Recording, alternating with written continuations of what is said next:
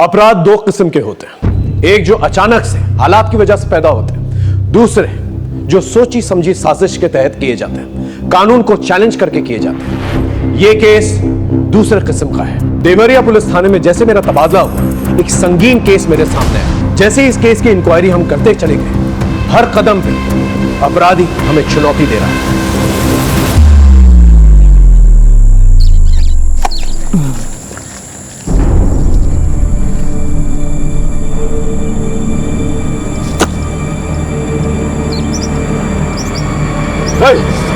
क्या कर रहा है तू यहाँ? अपनी खेत की मेड़ सही कर रहे हैं जो तुमने इतने सालों से बढ़ा के रखी हुई है। औकात में रहा अपने। औकात से ऊपर तो आप बोल रहे हो। एक तो हमारे खेत हड़प लिए, ऊपर से हमें धमकी दे रहे हो। साले दो कौड़ी के गुलाम कर रहे हैं। छोड़िए ना, आपको जैसा करना है वैसा कर लीजिए, हमको कोई परेशानी नहीं है। आप अपने हिसाब से मेड़ बांध लीजिए। क्या बाबूजी, आज फिर आप उन लोगों के सामने झुक गए? झुकने का बात नहीं है। जब दो आदमी झगड़ा करेंगे तो किसी ना किसी को तो हथियार डालना ही है ना। और झगड़ा करके क्या हासिल होगा? वैसे भी 2 गज जमीन हथियार लेगा तो कितना अनाज उगा लेगा? बाबूजी कुछ नहीं होता है। बात को समझते क्या है नहीं तुम लोग? हैं? चलो काम करो अपना।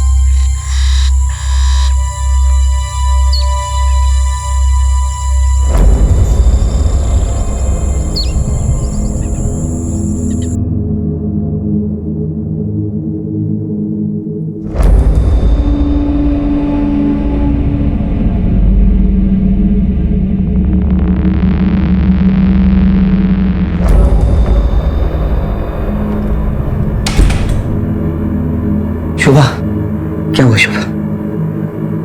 नहीं हुआ इस बार भी।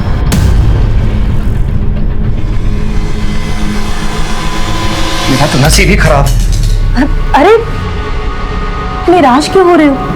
इस बार नहीं तो अगली बार सही। हाँ, हम कोशिश करते रहेंगे। देखना, जल्दी हमारे घर में बच्चा आ जाएगा। क्या आ जाएगा शोभा? तुमसे शादी करने के लिए मैंने घर वालों का लाया और रिश्ता टुकरा दिया।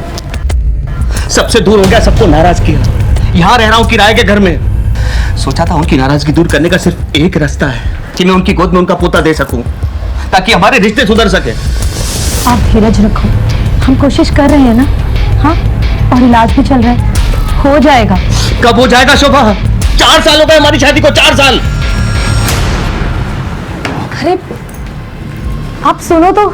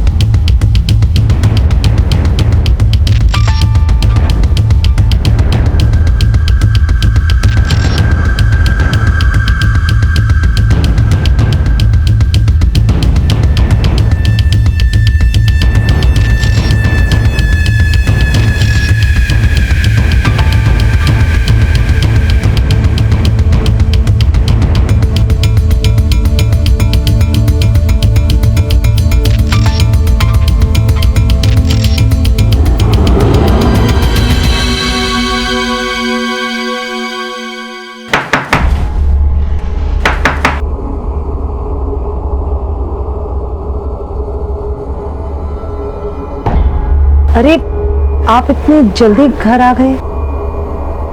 अरे काम खत्म हो गया तो जल्दी चला आया। और वैसे भी बाहर बहुत बारिश है, ऑफिस में लोग कम आए थे। तुम्हें क्या हुआ? तबीयत तो ठीक है तुम्हारी? नहीं कुछ नहीं, वो पता नहीं क्यों आज पेट में हल्का हल्का सा दर्द हो रहा है मेरे। क्या डॉक्टर क्या चले? अरे नहीं उसकी कोई जरूरत नहीं है। आप अभी भी ऑफिस आए और आप फ्रेश हो जाओ, मैं बाद में चली जाऊंगी। पक्का?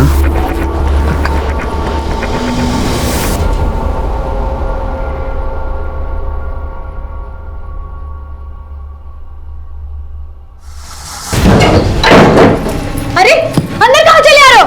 अरे कौन है? क्या बनता तू? चल दूसरा बता तेरे काम में।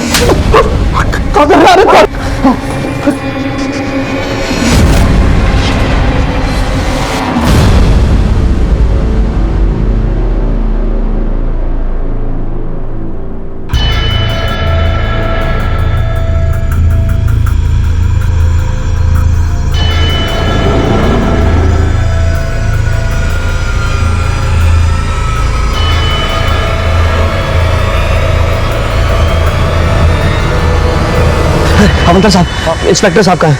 अंदर। कब गायब हुए? सर कल शाम से गायब है और स्कूटी लेके गई है सर। आप कहाँ रहते हैं? सर मैं बाजूपुर में रहता हूँ, लेकिन मैं नौकरी लखनऊ में करता हूँ। सर कल मैं नौकरी पे गया था तो वो घर पे थी, लेकिन मैं वापस आया तो वो घर पे नहीं थी। मैंने हर जगह ढूंढा, वो कहीं नहीं मिली सर। उसका फोन भी ट्राई किया, लेकिन वो स्विच ऑफ है सर। हो सकता है किसी दोस्त या रिश्तेदार के घर गई हो। नहीं सर, मेरे अलावा उसका जिंदगी में और कोई भी नहीं है। हम अपनी कार्रवाई शुरू करते हैं। आप बाहर जाके कंप्लेंट दर्ज करवा दीजिए। Thank you sir. अभिषेक, ये फोटो और स्कूटी नंबर लेके सब जगह सर्कुलेट करो। सब। ला ला ला ला ला ला ला ला ला।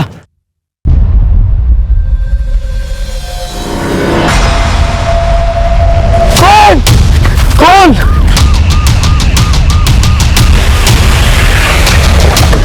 आइए सर। हटिए हटिए, बीच में से आगे लोग हटिए।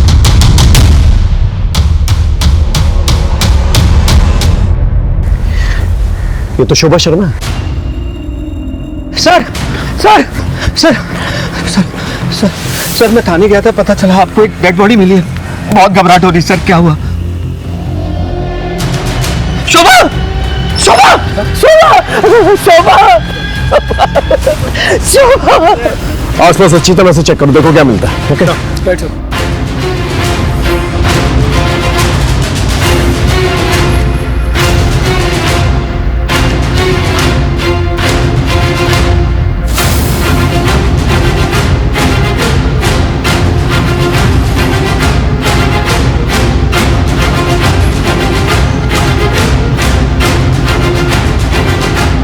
सर, हाँ ये टिफिन मिला सर।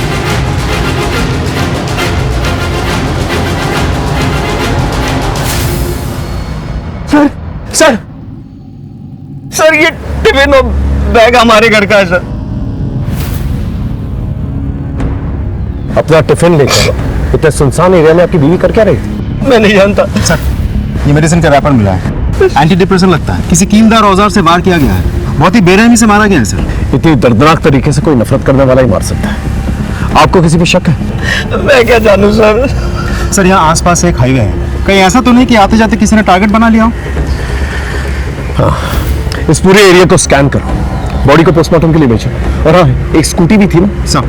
देखो कहाँ डंप की गई। Okay sir.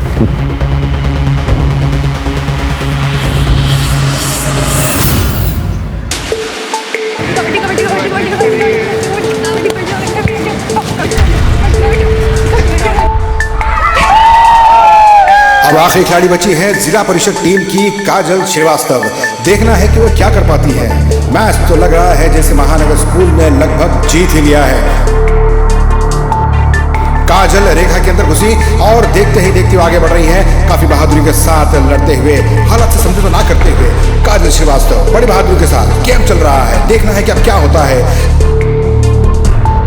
और इसी के साथ काजल को चारों तरफ से सबने घेर लिया है। देखते हैं काजल क्या कर पाती है। एक तरफ जिला परिषद टीम की उम्मीदें लगी हुई है, दूसरी तरफ महानगर टीम पूरे जोश में लगी हुई है। अब देखना है क्या होता है। इसी के साथ काजल श्रीवास्तव ने एक साथ सबको ढेर कर दिया। जिला परिषद टीम की जीत दर्ज की गई है और आज की जीत का सेहरा जाता है काजल श्रीवास्तव को।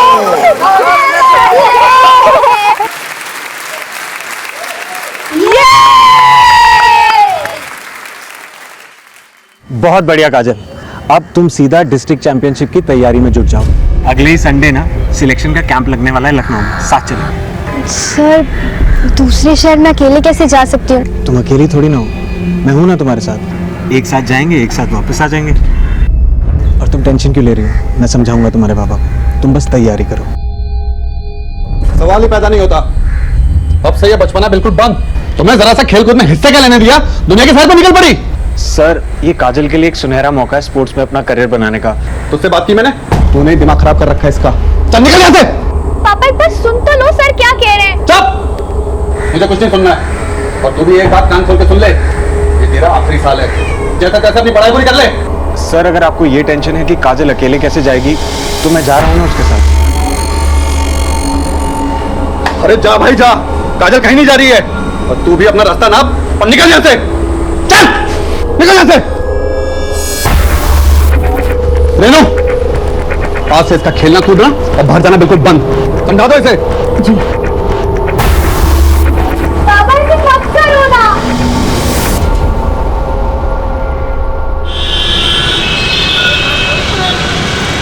और भैया काम मिला कि नहीं? अरे भाड़ में गया ऐसा काम, ये लोग देंगे काम, एक दिन हम देंगे इनको काम, देखना। कमलेश खिलाना। उधार बहुत ज्यादा हो गया है, पहले वो चुकता करो। रुक जा, देता हूँ। तो रुक जाइए, चाय पीना बाद में।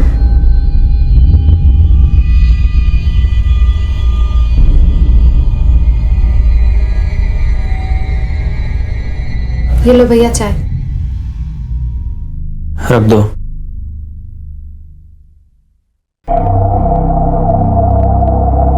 कहाँ घूम रहे थे सुबह से? कितना फोन किया हम आपको। घूम नहीं रहे थे, काम के लिए गए थे। अगर इतने ही लायक होते तो हमें आज ये दिन नहीं देखना पड़ता। बड़े भाई है तेरे, बात करने का तरीका सीख ले पहले। हम वही तो कह रहे भैया, जिंदगी जीने का एक तरीका होता है, ऐसे कब तक चलेगा? बस कुछ दिन की बात है, हम सब सही कर देंगे। से ठीक कर दोगे? यही मर जाएंगे सिसक के भूखे प्यासे, अपने गांव अपनी मिट्टी से दूर। हमने कहा ना हम कुछ करेंगे, मतलब करेंगे। दिमाग मत खराब करो अब। ओके सर, जय हिंद। हाँ, हमारा अंदाजा बिल्कुल सही था। शोभा को नकल डस्ट है, फिर पोस्टमार्टम रिपोर्ट। सर यहाँ तक कि स्कल में भी छेद हो गए हैं और वार करने वाला राइट हैंडेड है। यानी कि जिसने भी मारा है बहुत ही स्ट्रांग आदमी है, यहाँ तक कि हड्डी तक में भी छेद कर दिया। लेकिन इतनी बेरहमी से कोई मारेगा क्यों? विनोद कह रहा था कि शोभा का कोई भी नहीं है। मेरे अलावा उसका जिंदगी में और कोई भी नहीं है। इस पति पत्नी के रिश्ते के बारे में पता कर, ये जानना बहुत जरूरी है कि आखिर शोभा से नफरत कौन करता है। सब साहब, शोभा अक्सर दोपहर में स्कूटी से कहीं जाती थी।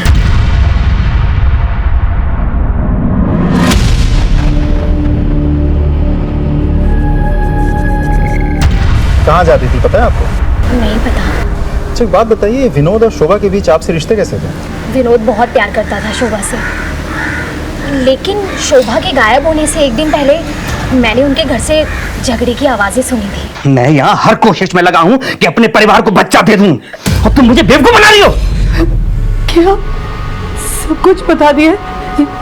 देखो विनोद, मैं तुम्हें भी सब कुछ बताने वाली थी, लेकिन मुझे बहुत डर लग रहा था कि कहीं तुम मुझे छोड़ के ना चल जाओ। इतना बड़ा झूठ, इतना बड़ा झूठ। तुम मुझे बेवकूफ बनाती रही और मैं बेवकूफ बनता रहा। छी!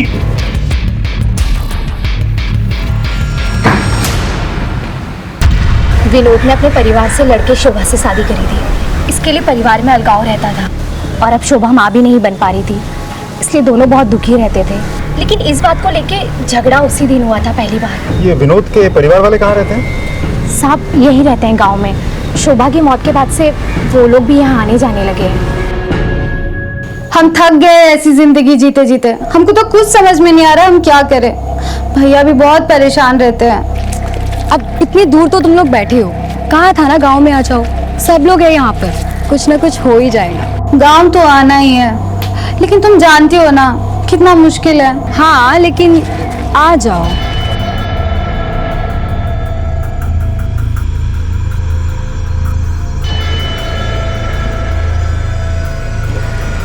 अच्छा मैं तुझे बाद में कॉल करती हूँ। हाँ हाँ ठीक है।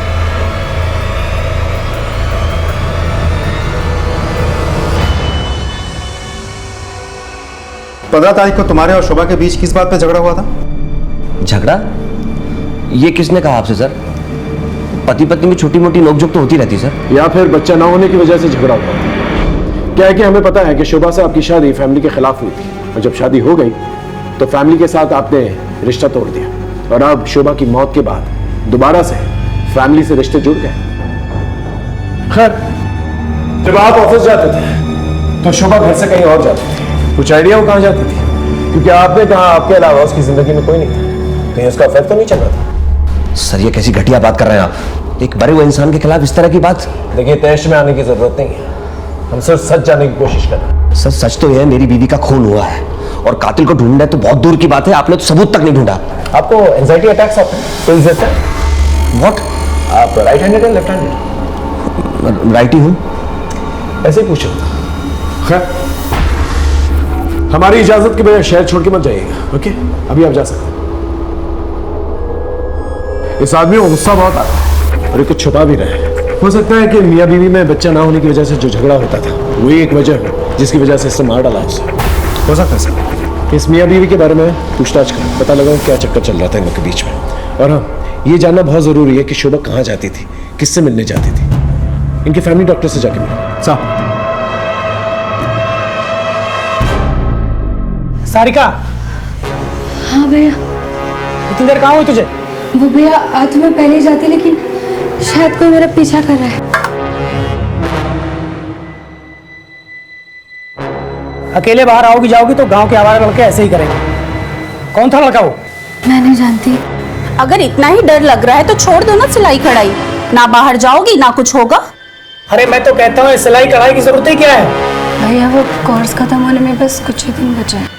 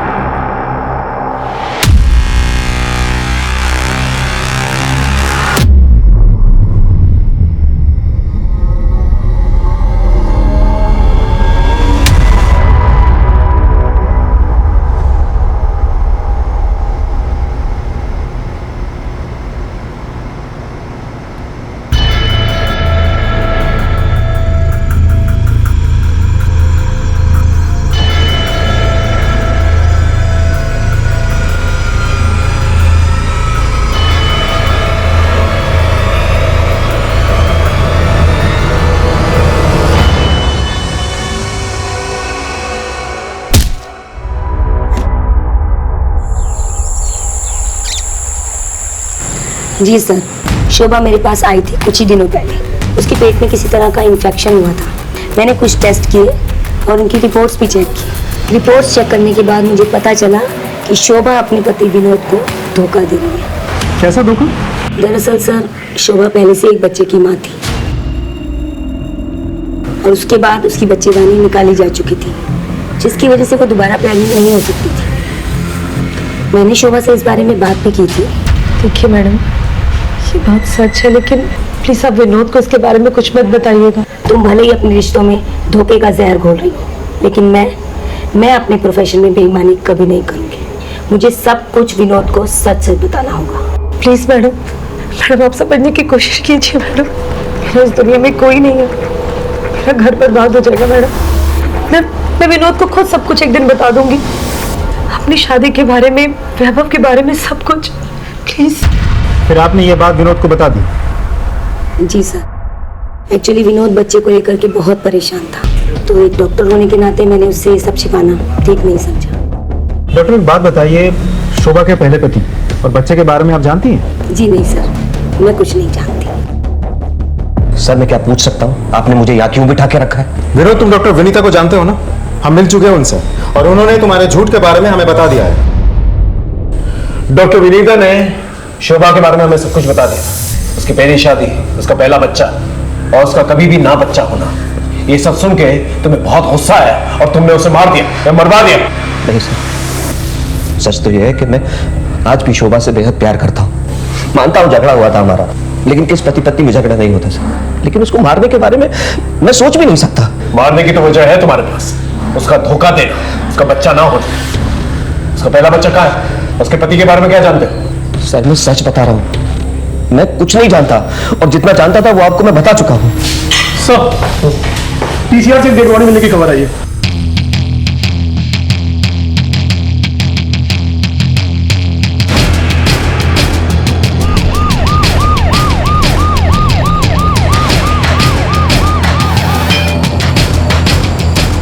चलिए हटिए सर, आसपास चेक करो, देखो क्या मिलता है। सर इस लड़की को भी लगभग वैसे ही मारा गया है, नकल डस्टर से चेहरे पर वार किए गए। सर ये बैग मिला है और उसके अंदर सर ये यूनिफॉर्म मिला है। इस यूनिफॉर्म को कोई पहचानता है यहाँ? हाँ सर, इस गांव में एक स्कूल है, ये यूनिफॉर्म उसी स्कूल का लगता है। हो सकता है ये लास्ट काजल की हो। कौन काजल? गुलशन श्रीवास्तव की बेटी। सर वो एक दिन से लापता है। गुलशन श्रीवास्तव? सर, डेड बॉडी के पास में ये मेडिसिन रैपर मिला है। सर ये तो वही दवाई है जो हमें शोभा के मर्डर स्पॉट में मिली थी, और इस लड़की का चेहरा भी बुरी तरह से बिगाड़ा गया है। बॉडी को पोस्टमार्टम के लिए भेजो, देखते हैं रिपोर्ट में क्या आता है। सर एक काम करते हैं, इस मेडिसिन के रैपर को आसपास के मेडिकल शॉप में जाकर पूछताछ करते हैं, शायद हमें कुछ पता चल जाए। नॉट पॉसिबल अभिषेक, ये जो मेडिसिन है काफी कॉमन मेडिसिन है, काफी लोग इस्तेमाल करते होंगे इसका। इतने से एविडेंस के साथ कल्प्रिट तक पहुंचना थोड़ा मुश्किल होता है, हमें कोई और रूट लेना होता। उस गुलशन का पता ले लो। ओके चल। आपकी बेटी गायब हुई थी, आप पुलिस वालों के पास क्यों नहीं आए? क्या करते साहब, ढूंढा उसे जाता है जो गुम हो जाए, जो भाग जाए उसे क्या ढूंढना साहब। सर ये लेटर छोड़ के गई है, भाग गई उस मास्टर अशोक के साथ। मैं उसके पास भी गया था साहब, लेकिन वो नहीं माना। क्या करता, पुलिस में रिपोर्ट करता तो बेइज्जती होती, इसलिए बैठ गया चुपचाप। अशोक ने क्या बताया था?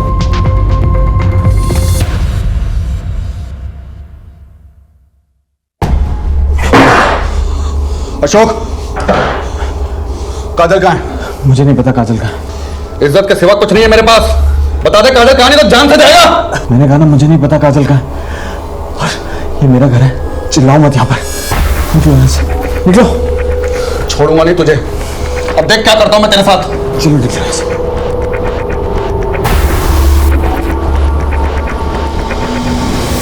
कहाँ रहता है ये कोच?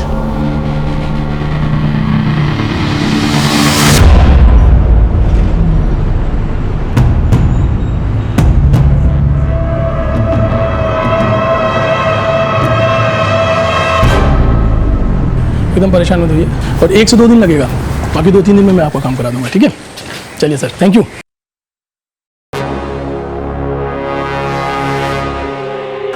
जी बताइए।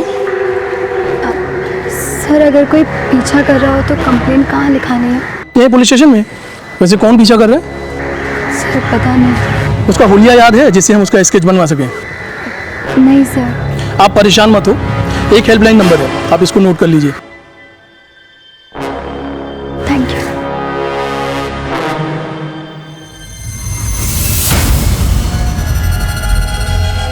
सर काजल की पोस्टमार्टम रिपोर्ट आ गई है, उसके साथ रेप किया गया था। व्हाट? जी सर, दोनों जगहों पर मिली मेडिसिन का रैपर सेम है, नकल डस्टर के मार्क्स भी बिल्कुल सेम है, और मारने का तरीका भी बिल्कुल वैसा ही है जैसा शोभा का था। सर नहीं ऐसा तो नहीं कि ये दोनों मर्डर्स एक दूसरे के साथ कनेक्टेड है?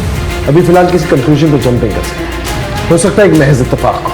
कुछ और इन्फॉर्मेशन मिली? जी सर, जिस रात काजल घर से भाग गई थी उस रात उसने अपने कोच अशोक को फोन किया था। ये रही उसके कॉल डिटेल्स। लेकिन सर अब अशोक अपने घर से फरार है। इसका मतलब गुलशन ने जो इल्जाम लगाया था कि अशोक ने ही मदद की थी काजल को भगाने में, वो सच थी। गांव में कुछ और पता चला? नहीं सर, ना ही स्कूल से कोई और सस्पेक्ट मिला। आसपास के पुलिस थानों में पता करो कोई सेक्सुअल ऑफेंडर है कि नहीं, उसका नाम रिकॉर्ड में जरूर होगा, और इस अशोक के बारे में पता करो। जी सर, हमारी टीम ने अशोक की फोटोग्राफ्स हर जगह सर्कुलेट कर दी है, ज्यादा दिनों तक वो बच नहीं पाएगा। उसके घर पे भी हमारी नजर है।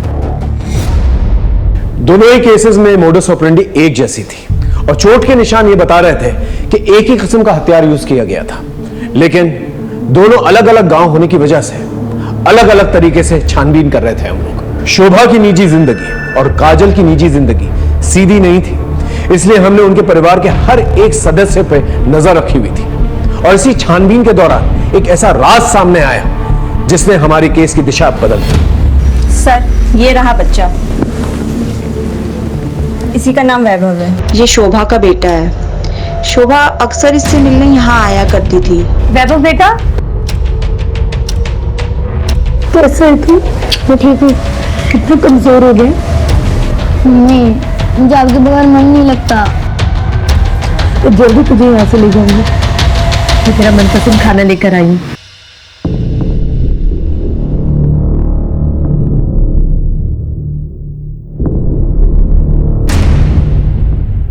सर, शोभा ने कहा था कि उसने अपने पति से बात किया है कि वो इसे अपने साथ लेकर जाएंगे। क्या हुआ सर? क्या हुआ? चल चल बैठ बैठ बैठ, आराम से बैठ, हम तुझे बता रहे हैं क्या हुआ। पहले तू हमें ये बता, ये कौन? सर, ये तो मेरे दोस्त गुलशन की बेटी है सर। इसका मर्डर। क्या? मर्डर? बिल्कुल उसी तरह जिस तरह से शोभा का। लेकिन सर, आप ये मुझे क्यों बता रहे हैं? इसे पहचानता है? नहीं सर, इसे नहीं जानता मैं। ये शोभा का बेटा है जिसकी वजह से तूने शोभा को मार दिया। सर सच सच बता, उस दिन क्या हुआ? सर, मैं कसम खा रहा हूँ, मैं नहीं जानता था ये शोभा का बेटा है सर। उस दिन हॉस्टल जाते वक्त उसने हॉस्टल की वार्डन को सब कुछ बता दिया था कि उसने तुझे सब कुछ बता दिया। सच बोल। सर, वो मेरे दिमाग से निकल गया। बताया था उसने सर मुझे, मैं भूल गया सर। मुझे माफ कर दो विनोद, मैंने तुमसे कुछ चुप नहीं बोला, सिर्फ सच छुपाया विनोद। मेरी शादी पूरी तरह से बर्बादी थी। मेरा तुम वैभव को अपना लो विनोद, प्लीज। मैं वैभव को तुम्हारे पास ले आती हूँ विनोद। देखो, मना मत करना विनोद। लेकिन मैंने उससे ये कभी नहीं कहा था कि मैं उसे अपना लूंगा या वो उसे घर ले आए। तूने कहा नहीं, करके दिखाया। इसलिए जब शोभा बाहर निकली तूने उसे मार दिया या मरवा दिया, ताकि ना रहे वैभव और ना रहे वो, और तू दोबारा अपने माँ बाप की मर्जी से शादी कर सके। सर, चाहे तो आप सारी जिंदगी के लिए मुझे जेल में डाल दीजिए। मैं आखिरी वक्त तक यही कहूंगा कि मैंने शोभा को नहीं मारा, नहीं मारा, नहीं मारा।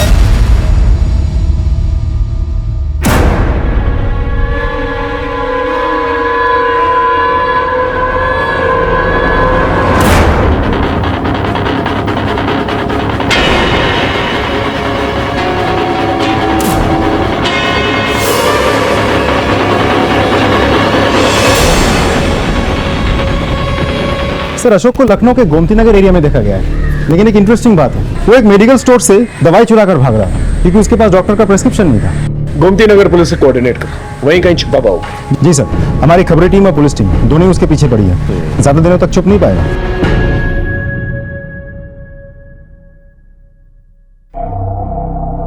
कुछ याद है इस घर का?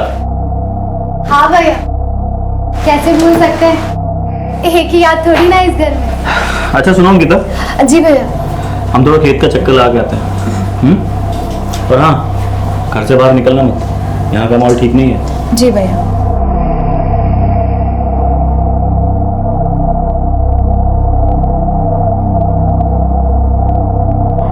अच्छा चलो गैस करो हम कहाँ हैं? तेरी आवाज बता रही है कि तू गांव में है।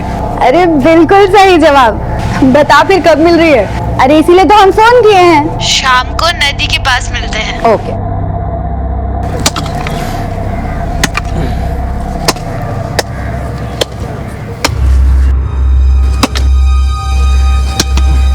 अरे श्याम, अरे प्रणाम चाचा।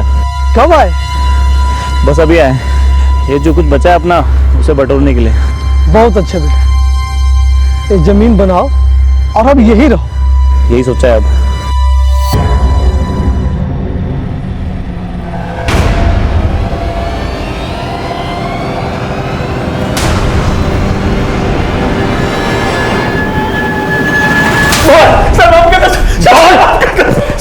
सर, मैंने किसी को नहीं मारा है सर। अच्छा, तो फिर भाग क्यों रहा था और दवा क्यों चुराई? सर, मैं अस्थमा का पेशेंट हूँ, मर जाता अगर ये दवा नहीं चुराता। और वो मेडिकल वाला प्रिस्क्रिप्शन मांग रहा था। और रहा सवाल भागने का, तो गुलशन जी को शक था कि काजल को मैंने भगाया। और जब काजल की लाश मिली तो मैं डर गया कहीं गुलशन जी मुझे ना फंसा दे, इसलिए मैं भाग रहा था सर। तो उस रात काजल ने फोन क्यों किया था? हाँ? सर, ये बताने के लिए कि वो घर से भाग रही है। कैंप के लिए भागने वाली लड़की कैंप तक नहीं पहुंची, और किसको पता था इसके बारे में? सर, उसके छोटे भाई आशु को भी पता था। उसने उसे बताया था घर से जाने से पहले। ये बात उसने मुझे फोन पे बताई थी। हाँ सर, मैं जानता था। दीदी, ये जो तुम कर रही हो ना, बिल्कुल ठीक नहीं है। मैं जा रहा हूँ बाबा को उठाने के लिए। आशु देख, अगर तूने पापा को कुछ भी कहा तो तू मेरा मरा हुआ मुंह दिखेगा। कि मुश्किल से ऐसा मौका हाथ लगाए तो वो दिन की तो बात है, मैं आ जाऊंगी वापस। पापा की जितनी मार खानी होगी ना खा लूंगी, लेकिन तू चुप रहना। खा मेरी कसम, तू बाबा को कुछ नहीं कहेगा। मुझे लगा था कि दीदी 2 दिन में वापस आ जाएंगी, दीदी तो वापस आए नहीं। और बाबा इतना गुस्सा थे कि अगर मैं उन्हें बताता कि मुझे पता है कि दीदी कहाँ है तो वो मुझे जिंदा नहीं छोड़ते, इसलिए मैंने उन्हें कुछ भी नहीं बताया।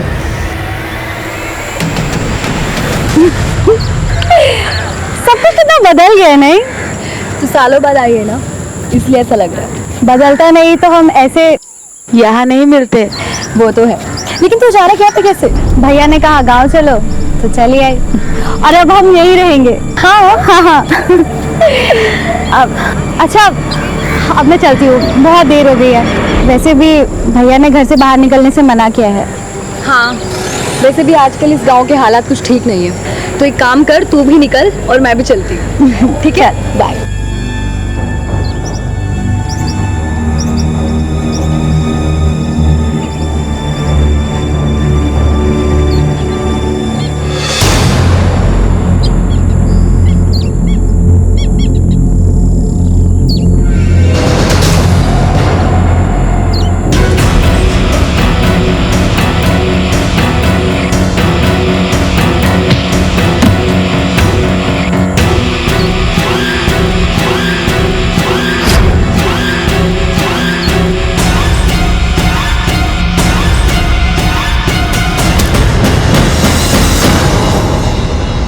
इधर आ। जी सर। इतनी रात को कहाँ जा रहा है? घर जा रहे सर। वैसे यहाँ आसपास खतरा बहुत है, कर क्या रहा है यहाँ पर? आगे आगे खेत है हमारे सर, वो देरी हो गई आज। अच्छा ठीक है, गाड़ी में बैठ लिया, छोड़ देता हूँ। जी जी सर।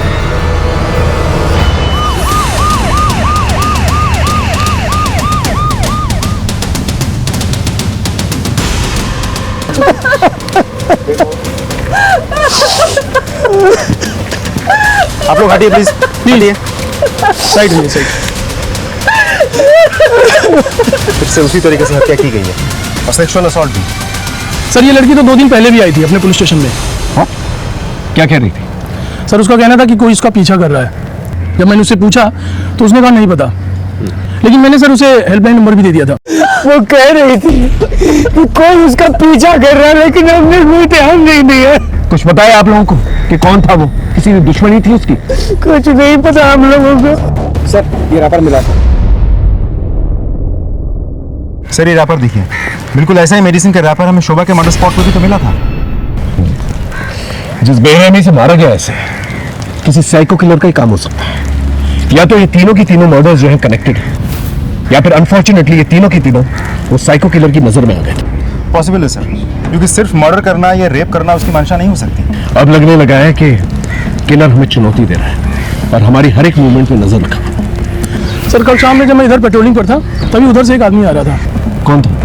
सर उसने ये सब तो नहीं बताया, लेकिन उसने एक बात बताई थी कि उसका आसपास के एरिया में जमीन है।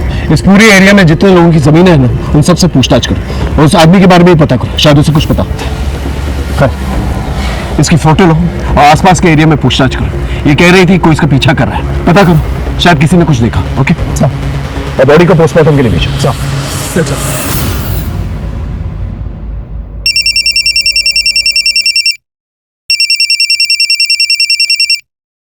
हेलो, सारिका की किसने हत्या कर दी? क्या? अंकिता, क्या हुआ? अच्छा हम कुछ काम से बलरामपुर जा रहे हैं, कल सुबह तक आ जाएंगे। अंकिता, हम तुम्हारे लिए कुछ लाए हैं, ये देखो।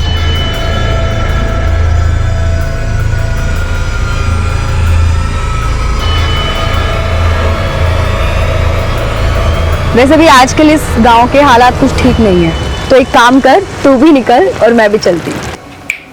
क्या हुआ, पसंद नहीं आया? नहीं भैया, अच्छा है।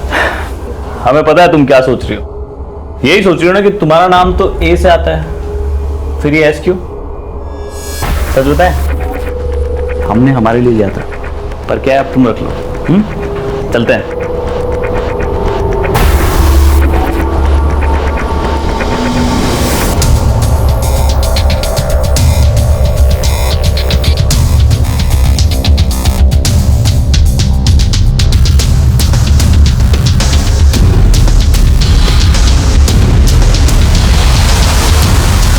सर उस एरिया में नदी के किनारे तक कुल 25 लोगों की जमीन है। मैंने उन सभी लोगों से बात कर ली है, लेकिन सर वो आदमी नहीं मिला जो उस रात पेट्रोलिंग करते वक्त मिला था। इसका मतलब इस आदमी ने झूठ कहा था कि उसकी जमीन है उस पर। इस आदमी की स्केच बनाओ और पता करो ये गांव वाला है या बाहर से है। Okay right sir. Sir Sarika की पोस्टमार्टम रिपोर्ट आ गई है, उसके साथ भी रेप हुआ है। व्हाट? जी सर, उसके साथ सैंपल मैच कर गया है। एक और बात सर, इस बार भी वही नकल डस्टर यूज किया गया है और उसी तरीके से स्कल में छेद भी हुए हैं। और सर मारने वाला इस बार भी राइट हैंडेड है। इसका मतलब ये किसी साइको किलर का ही काम है और ये सारिका उसकी तीसरी विक्टिम है। अब हम ये बात रूल आउट कर सकते हैं कि ये सब रैंडम किलिंग्स नहीं है। मतलब उसे साइको किलर ने फॉलो किया होगा और मौका मिलते ही उसे मार डाला होगा। मतलब किसी के साथ जाती दुश्मनी। राइट। अब हमें ये पता लगाना होगा ये तीनों लड़कियों का कॉमन कनेक्शन क्या है। सर इन तीनों मर्डर्स में कोई डायरेक्ट कनेक्शन तो मुझे लग नहीं रहा है, लेकिन हाँ एक गहरा कनेक्शन तो है। काजल के पिताजी गुलशन, शोभा का हस्बैंड विनोद और सारिका का भाई मनोज, तीनों ही दोस्त हैं और दोस्ती बहुत गहरी है सर। यानी कि ये तीनों के तीनों जो दोस्त हैं इनके साथ एक ही हादसा होता है। सर हाँ, उस आदमी का स्केच बन गया। स्केच को सब जगह सर्कुलेट कर और मनोज और गुलशन को आने बुलाओ। Right sir. तुम तीनों से जो सवाल मैंने अलग अलग पूछा था अब साथ में मिलकर पूछ रहा हूं। तुम तीनों का कोई तो दुश्मन है जो तुम लोगों से दुश्मनी निकाल रहा है। कुछ आइडिया कौन है वो? नहीं है। इसे पहचानते हो?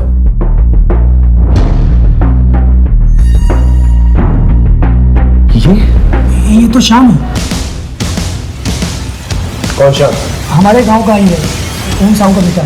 सर सालों पहले इसने गांव छोड़ दिया था, लेकिन सर हमें पता चला कि कुछ दिन पहले इसने गांव आना शुरू किया है। और सर जब से इसने गांव आना शुरू किया है तब से ऐसे कांड होने शुरू हो गए। तो हम बता रहे हैं हमें भी अभी तस्वीर देख के झटका लगा। आप लोग हमें ये बताइए आप लोगों का कनेक्शन क्या है इसके साथ और ये कहां मिलेगा?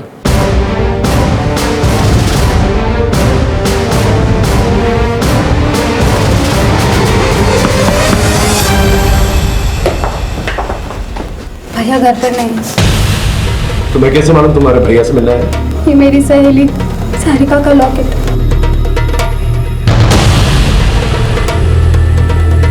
ये लॉकेट तो सारिका का है। शाम का है? भैया बलरामपुर। बलरामपुर? बलरामपुर में तो मेरी बहन स्नेहा रहती है, मैंने बताया था ना आप लोगों से। चलो बलरामपुर सब।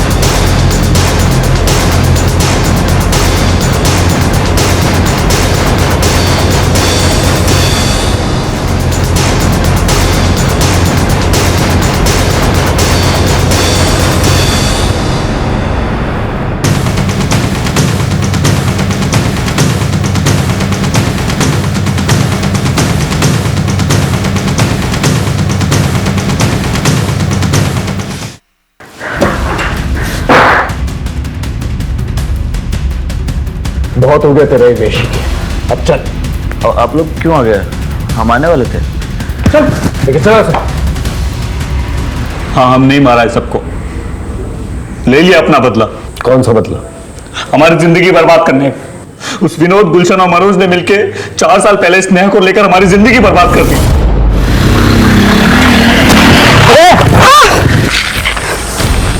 ये क्या कर दिया तुमने? हमें जानबूझ के नहीं किया, वो गलती। क्या हुआ रे? क्या स्नेहा तुम क्या कैसे? भैया इसने मुझे छेड़ा है। नहीं, अपनी जात और औकात दोनों भूल गए। भैया आपने तो बचाया इसे बाइक से। दो इसे दो मनोज भाई। एक और दो, एक और। हम तो स्नेहा को बचाने गए थे, मगर गांव के बड़े और दबंग लोग गलत समझ बैठे। हमारे बाबा ने कहा कि जब तक मामला ठंडा नहीं हो जाता गांव से दूर रहो, मगर हमारे दूर जाने के बाद मामला और बिगड़ गया। वो हमारे बाबूजी को उठाकर ले गए हमें ढूंढने के लिए। जैसे हमें पता चला हम पहुंचे उनके पास।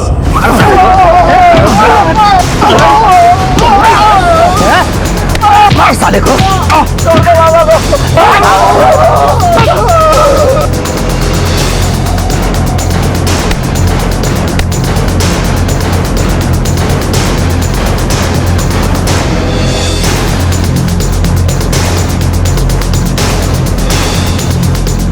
साले तुम्हारा इस गांव में दिखे तो पूरे खानदान को खत्म कर दूंगा। और सुन, अगली बार तेरी बहन मेरा शिकार होगी।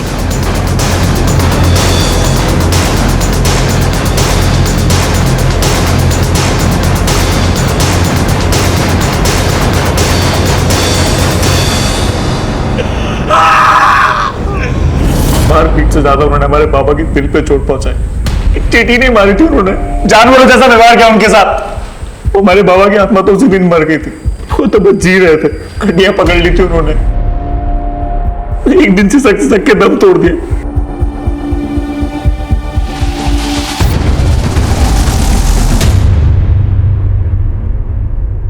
गलती हमारी थी भी नहीं, फिर भी उन्होंने हमारे साथ साथ हमारे बाबूजी को भी सजा दी। तभी हमने सोच लिया कि बदला तो लेंगे। बदला लेना ही था तो गुलशन, मनोज और विनोद से लेते। उन 3 निर्दोष औरतों ने क्या किया? ये बात आप उनसे जाके पूछो ना। अगर उन्हें कोई बात करनी थी तो हमसे क्यों नहीं की? हमारे निर्दोष बाप को क्यों घसीटा बीच में? हम भी जताना चाहते थे उन्हें कि अपने सामने अपने को मरता हुआ देख के कैसा लगता है। फिर गुलशन की बेटी काजल को, हमारे बाबा की आत्मा को अब शांति मिल गई होगी। अब आप हमें फांसी दो या जिंदगी भर जेल में रखो, कोई फर्क नहीं पड़ता। फांसी तो तुझे होगी, लेकिन एक बात बता देता हूं तुझे, तूने जो किया है ना, उसकी वजह से तेरे बाबा की आत्मा को कभी भी शांति नहीं मिलेगी।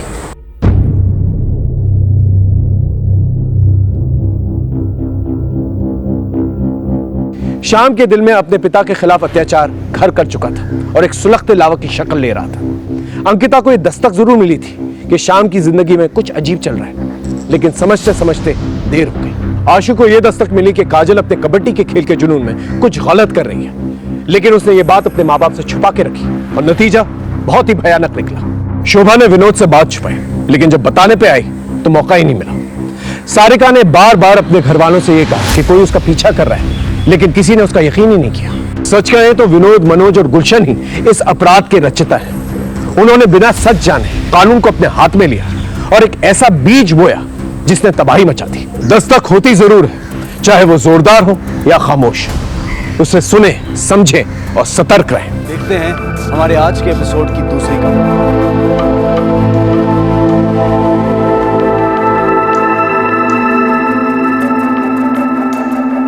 रुक जाओ।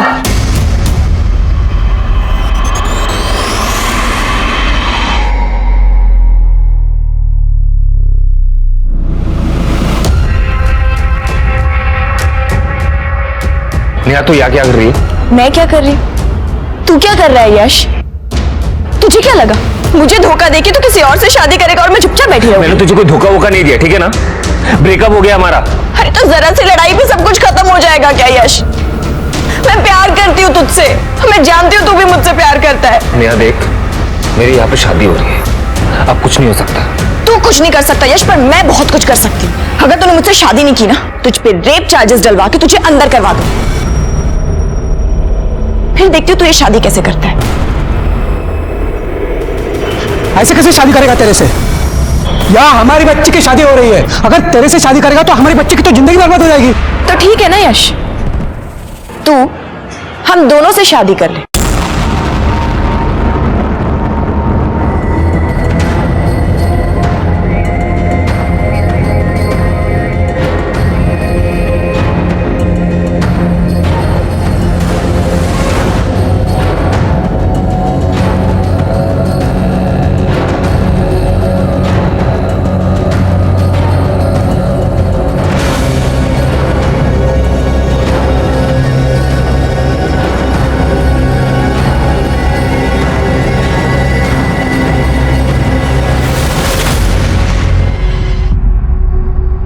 नमस्कार, मैं senior inspector Rajesh Jadhav crime petrol Dastak के आज के इस भाग में आप सबका स्वागत करता हूं। आज से 1 साल पहले जब मैं पुणे के स्वारगेट पुलिस स्टेशन में पोस्टेड था, तब मेरे सामने 2 ऐसे केसेस आए थे जो बहुत ही चौंकाने वाले थे।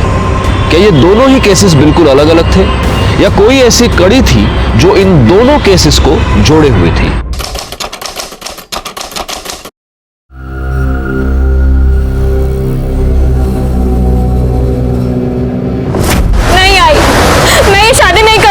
अरे तो क्या हो गया? लोगों की होती नहीं 2-2 शादियां? अरे बहुत सारे लोग करते हैं। तू पागल हो गया है क्या? क्यों मेरी बेटी की जिंदगी बर्बाद कर रहा है? तो क्या करे? तुम्हें और तुम्हारी बेटी को छाती पे बिठा के रखे। आरती 5 साल की थी तब उसका बाप छोड़ के चला गया। तब से तुम दोनों को पाल के रखा है हम लोगों ने। बस अब नहीं हो सकता। देख आरती, चुपचाप शादी कर ले और चली जा। अगर अभी ये शादी नहीं हुई ना तो सोच अपनी लड़की की कितनी बदनामी होगी। लेकिन दादा, अरे उस दूसरी लड़की को कोई परेशानी नहीं तो इसे क्यों है?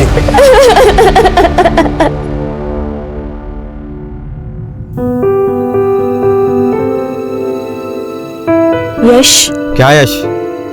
तुम्हारा भी सही है नया। जब मन किया चली गई, जब मन किया वापस आ गई। अरे मैं लोगों को क्या मुंह दिखाऊंगा? सोसाइटी में, ऑफिस में। आई एम सो सॉरी यश, मैं तुम्हारे पास रहना चाहती हूँ, तुम्हारे साथ रहना चाहती हूँ Yash. Yash, I love you. I am so sorry, please मुझे माफ कर दो। अभी प्लीज मत रो। तुम जानते हो मैं तुम्हें रोते हुए नहीं देख सकता, राइट? हाँ, देखो मैं भी तुमसे बहुत प्यार करता हूँ। अब जो हो गया सो तो हो गया है ना। तुम, मैं और आरती, हम तीनों इस बंधन में बंध चुके हैं और हमें अब ये बंधन निभाना पड़ेगा यश। मुझे लगता है इस वक्त तुम्हें आरती के पास जाना चाहिए।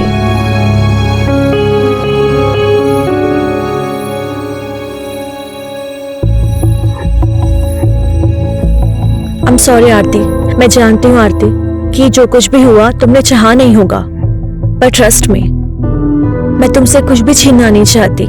यश पर जितना हक मेरा है उतना तुम्हारा भी है।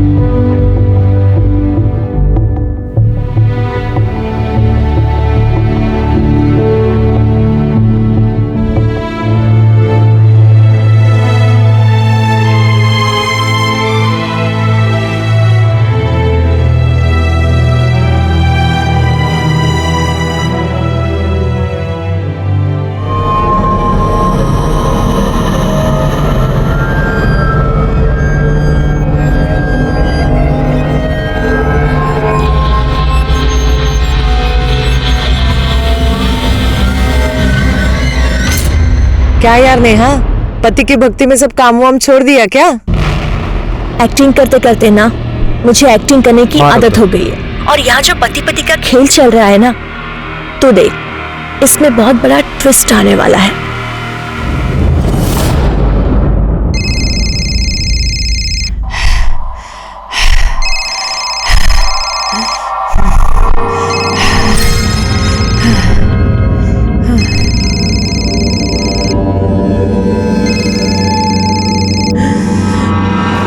और तेरे बच्चे को मार भी सकता था। आखिरी बार कह रहा हूं, मुझे मेरे पैसे चाहिए।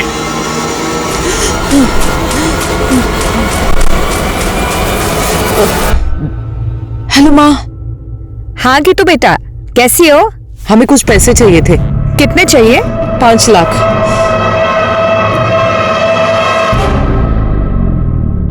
हाँ, हम तैयार हैं, तुम बस जल्दी से आ जाओ, फिर चलते डिनर पे तीनों।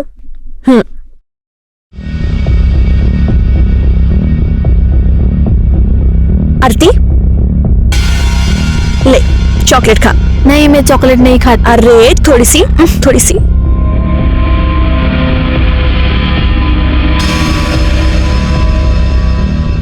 तुझे पता है तू कितनी सुंदर है? ये तेरी आंखें, ये तेरे लिप्स, तेरी स्किन। अरे शर्मा गई? अपनी सुहागरात पे भी ऐसी शर्माई थी क्या? रुक जा, सोचने दे।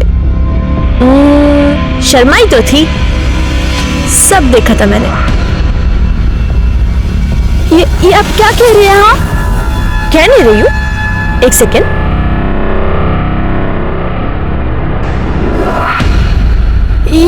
ये सब क्या है? हाँ, ये आपके पास?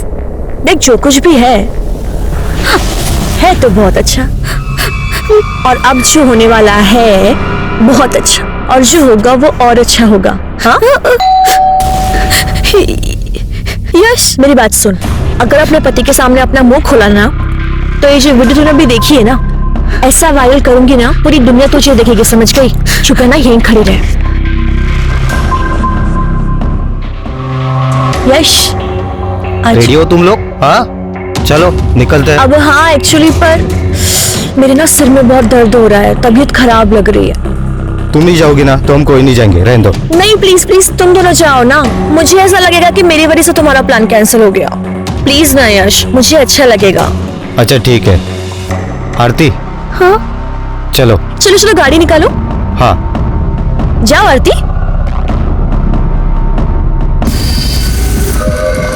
देखा ना तूने, मैं कैसे तुझे तेरे पति के साथ अकेले जाने दे रही हूँ।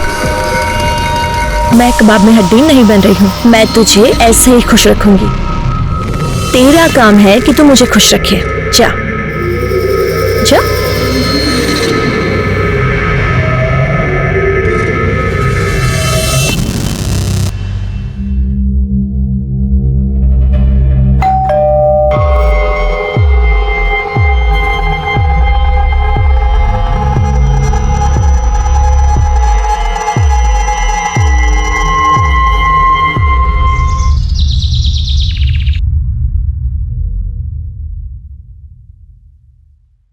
मैडम जी, अरे दरवाजा खुला ही है।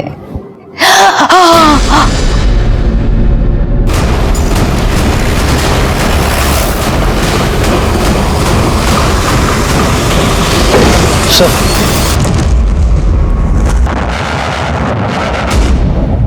चेक करो कोई इंजरी मार्क्स है क्या? चलो चलो पीछे चलो। सर,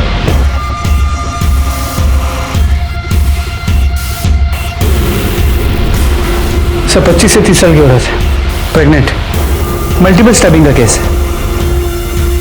लाश को सबसे पहले किसने देखा था? इन्होंने। मैं इनके घर में काम करती है। ये इनका खुद का घर है? नहीं साहब, बाहर उतरी थी। राणे, सर, लैंडलॉर्ड कौन है पता करो, उसको फोन करके बुला लो। Yes sir.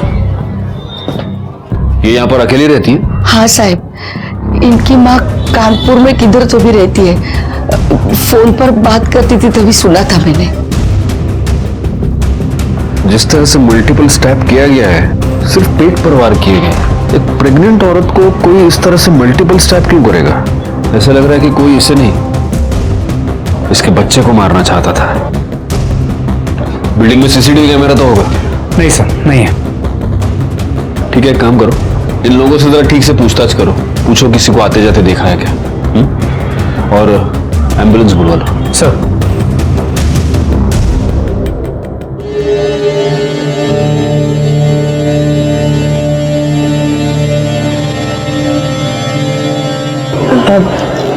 यश, मैं एक बात बोलूं?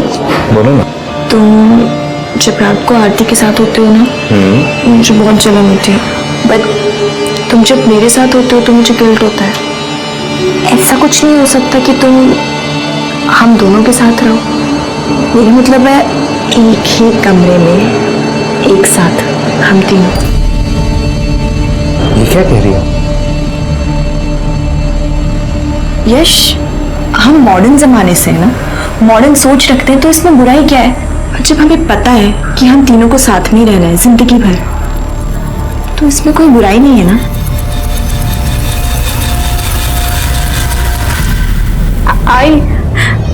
आई मुझे तेरे पास आना है। मुझे यहाँ कुछ भी ठीक नहीं लग रहा है। बेटा तू जानती है ना यहाँ क्या हाल है। तेरी नई नई शादी हुई है ना, सब धीरे धीरे ठीक हो जाएगा बेटा, तू घबरा मत।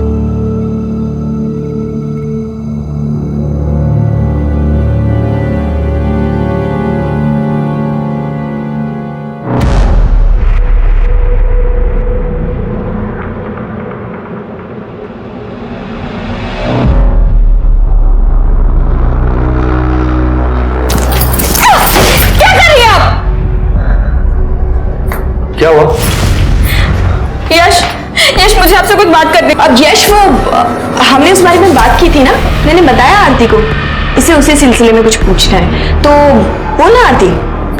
आरती नेहा सही कह रही, हम तीनों को एक ही साथ रहना है ना, चाहे वो बेडरूम के अंदर हो या बेडरूम के बाहर, बात तो एक ही है। आज से हम बेडरूम में एक ही साथ सोएंगे, ठीक है? एक मिनट। हाँ यश, आप मेरी बात, क्या लगता है तुम्हें यश हाँ बोल देंगे तो मैं तुम्हारे साथ कुछ भी घटिया करने के लिए तैयार हो जाऊंगी? ऐसा कुछ नहीं होने वाला है। उफ़ो आरती,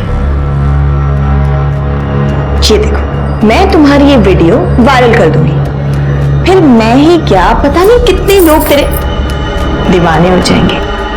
तो सोच ले।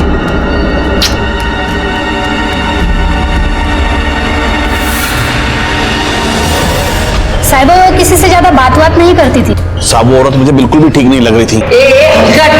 तू क्या बात कर रहा है गीतिका मैडम के बारे में? साहब ये कुतरा ना मैडम को अकेली देख के बहुत परेशान करता था। कैसी है तू? बड़ी अच्छी खुशबू आ रही है किचन से। हमें बहुत नींद आ रही है। अरे हाँ, ऐसी हालत में तो आराम करना चाहिए। वैसे बड़ी दिक्कत होती है ना, ये सब अकेले संभालती है। बुला लेना इसके बाप को अब। बस एक बार हाँ करता हूँ, मर्द की सारी जरूरत मैं पूरी कर दूंगा। शर्म नहीं आ रही आपको? वहां मरने वाले हैं। एक दिन तो दारू पी के भी घर में घुसा था। क्या रे? चोरी हमारा, निकल जाए यहाँ से। बस एक बार हाँ बोल दे, मैं निकाल दूं तुझे सोसाइटी से। हाथ छोड़। तूने इनका हाथ कैसे पकड़ा? चल निकल इधर से। छोड़ूंगा नहीं तुझे। तू क्या तुम दोनों को नहीं छोड़ूंगा मैं। चल। ये झूठ। साबिन बिल्कुल झूठ बोल रहे हैं सब। बाजूला गेला सब मैं सच बोल रहा हूँ। ये औरत के तरीके आते हैं मुझे। चल चल। गायकवाड़, सोसाइटी में सीसीटीवी कैमरा नहीं है, जरा बाकी लोगों से ठीक से पूछताछ करना और गीतिका की कॉल रिकॉर्ड्स और मोबाइल लोकेशन निकलवाना। सर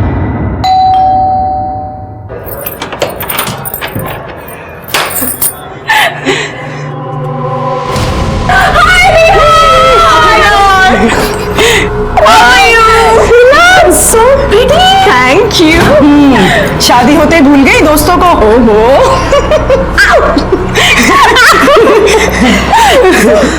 ये वही है ना तुम्हारे साजन की सहेली? ओके आरती, सी ये दोनों मेरी बहुत पुरानी और बहुत अच्छी दोस्त हैं। ये है नुपुर और यही ना। इफ यू डोंट माइंड तो मेरे फ्रेंड्स के लिए चाय नाश्ता बना दोगी प्लीज? कम गर्ल्स, कम से। साहब इसमें मेरी कोई गलती नहीं है साहब। तो कोई औरत ही ऐसी होगी तो मर्द क्या करेगा? आदमी तो कुत्ता होता है साहब। सारे मर्द कुत्ते नहीं होते, लेकिन कुछ कुत्ते तेरे जैसे जरूर होते हैं। समाज में रहकर भलाई का मुखौटा पहनकर घटिया काम करते हैं। सब मुझसे गलती होगी साहब। साहब जब वो बार बार बाहर के मर्दों से मिलती थी तो मैंने सोचा कि मैं भी एक चांस ले लूं। और जब तू वो चांस नहीं ले पाया तो तूने उसका मर्डर कर दिया। मैं सच कह रहा हूँ साहब, मैंने उसे नहीं मारा साहब। तेरे जैसा घटिया आदमी तो कुछ भी कर सकता है। राणे डांडल तेल लाओ लेना। साहब मैंने उसे नहीं मारा, मैं साहब सच कह रहा हूँ साहब।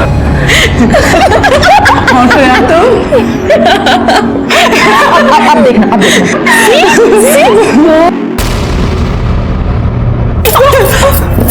शर्म नहीं आती आप लोगों को ऐसी घटिया हरकत करते हुए? नहीं आती। अरे चल ना, अब तो कोई सती सावित्री तो है नहीं जो तेरे साथ कुछ स्पेशल होगा। जो यश ने तेरे साथ किया वो मेरे साथ भी किया है, कौन सी बड़ी बात हो गई? ये आप जैसी घटिया औरत ना कभी नहीं समझेगी। हाय, जब तू ऐसे चिढ़ती है ना मुझे और ज्यादा प्यारी लगती। So girls, let me tell you one thing. Okay. I think I have a crush on Aarti.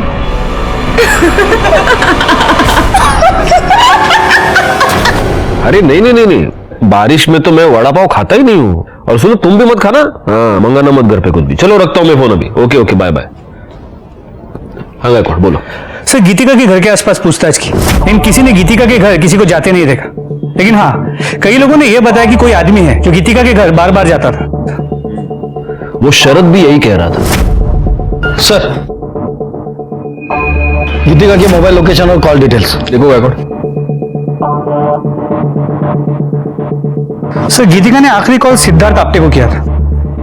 जब वो पहली बार यहाँ फ्लैट लेने आई थी ना तो अपने पति के साथ आई थी। उसके बाद तो उसका पति गायब ही हो गया। सिद्धार्थ आपके तो उसका पति है? पड़ोसियों ने बताया था। जी सर। जरा फोन लगा उसको।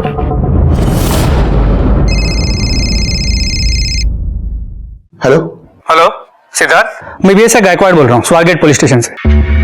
जी बोलिए। दरअसल हमें आपकी पत्नी गीतिका के बारे में आपसे बात करनी है। आप कहाँ हैं? सर मैं तो दिल्ली में हूँ। आप जल्द से जल्द पुणे आ जाइए। ठीक है सर, मैं कल सुबह वहां पहुंच जाऊंगा।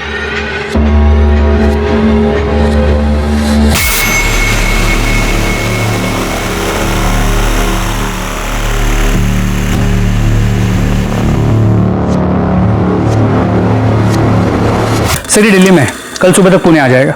कोई और नंबर है क्या? देखो कुछ नंबर्स है सर, इनमें से एक कानपुर का नंबर है। ये शरण बता रहा था कि उसकी माँ कानपुर में रहती है, शायद उनसे बात करती होगी। और कोई है? और एक है किसी अमन का नंबर है। एक काम करो, गीतिका की माँ को फोन करके इन्फॉर्म करो, और ये अमन और सिद्धार्थ दोनों के कॉल डिटेल्स, मोबाइल लोकेशन निकालो। सर।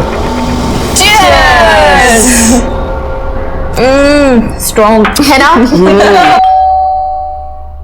एक मिनट। यश आ गए तुम? अब मुझे ना मिलवाना है किसी से। अरे अरे क्या कर रही है? पहली मुलाकात में डराएगी क्या मेरे पति को? यश ये दोनों ना मेरी बहुत पुरानी और बहुत क्लोज फ्रेंड्स हैं। ये है ना और ये है नुपुर। ये दोनों पुणे में ना बैंक पीओ एग्जाम्स के लिए आई हैं।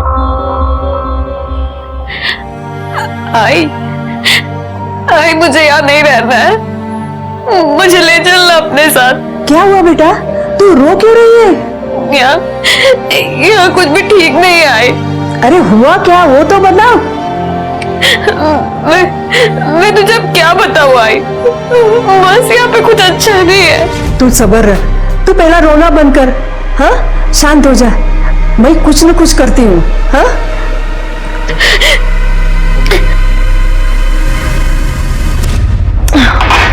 मेरा हो गया, I'm done. I'm going guys. Carry on. मेरा भी हो गया। Enjoy guys.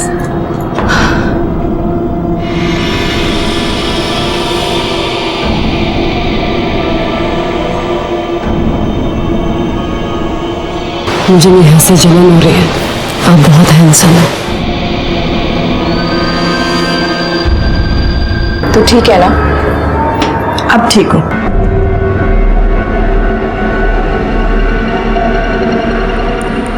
तू जानती है ना मैंने तुझे कितना मिस किया है। I miss you too. I love you. I love you. Sir Aman आ गया, बुला उसे। डॉक्टर अमन, आपकी गीतिका से कई बार बात होती थी। जी सर, मेरी पेशेंट थी वो। तो आप अपने हर पेशेंट के साथ रात को 2-2 बजे भी फोन पर बात करते हैं? नहीं सर, वो एक्चुअली उसकी प्रेगनेंसी में कुछ कॉम्प्लिकेशंस थी सर।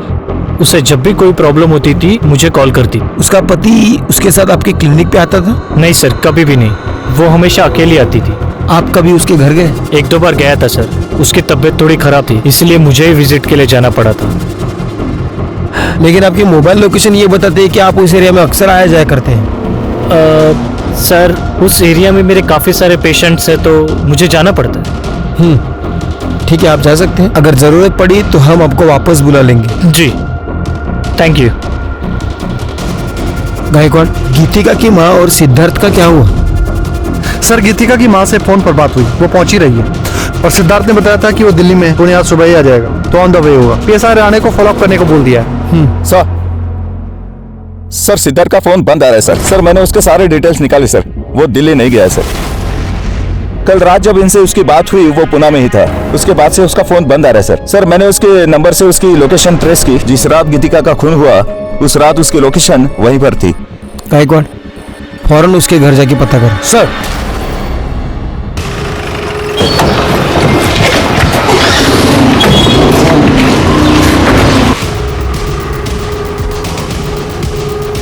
सिद्धार्थ कहाँ है?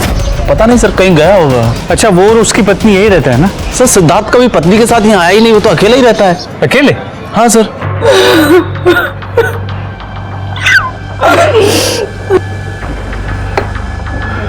आपकी बेटी बच्चे की मां बनने वाली थी, प्रेग्नेंट थी, और ये बात उसने आपको बताई नहीं?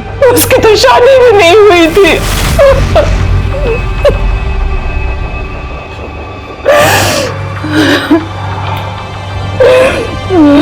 आई एम सॉरी, ये गीतिका की लाश की तस्वीर है, लेकिन इस तस्वीर में उसने मंगलसूत्र पहना हुआ है, उसके माथे पर सिंदूर है। प्लीज देखिए। हमें नहीं पता ये सिंदूर, ये मंगलसूत्र इसने क्यों पहन रखा है। हमें सिर्फ इतना पता है कि इसकी शादी नहीं हुई थी। लेकिन ये जहां पर रहती थी वहां पर लोगों को यही पता था कि वो शादीशुदा है। इनफैक्ट उसका पति सिद्धार्थ फ्लैट दिलवाते वक्त उसके साथ था। सिद्धार्थ? लेकिन वो तो उसका बॉयफ्रेंड था। और बेटा क्या करते हो? आंटी मैं सॉफ्टवेयर इंजीनियर हूँ। अरे वाह, मैं गीतू को बुलाती हूँ। गीतू, लड़का तो बहुत अच्छा है, बोल तो शादी की बात कराओ। क्या माँ, आप भी? हमने कितनी बार उससे कहा कि अगर सिद्धार्थ तुझे पसंद है तो तू उससे शादी कर ले, लेकिन हर बार टालती रही। कहती थी अभी मुझे एक दूसरे को जानने का समय चाहिए। देखिए, आपकी बेटी के साथ जो भी हुआ है उसका मुझे बेहद अफसोस है। वैसे गीतू कुछ दिनों से बहुत परेशान थी। उसने फोन पर 5 लाख रुपए मांगे थे। इतने पैसों की उसे क्या जरूरत थी? राम जाने, मेरी बच्ची को मारने वाले को भगवान बहुत बड़ी सजा देगा, बहुत बड़ी सजा देगा।